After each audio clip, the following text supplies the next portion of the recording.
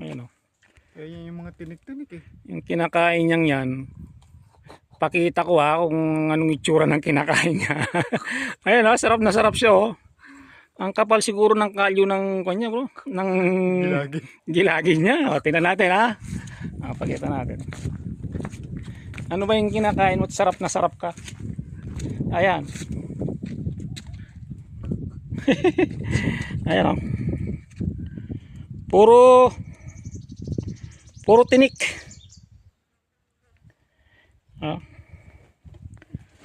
Matinik, parang karayom ang tinik. Hindi makita eh. Ayan o. Ayan o. Pero kaya ng bibig nila yung tinik na yan. Ayan o. Tigas na ito. Ayan o. Ayan, tigas o. Para siyang karayom. Pero sarap na sarap siya o.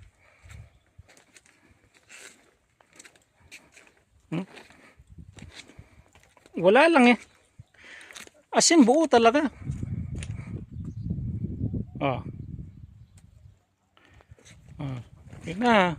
Enjoy.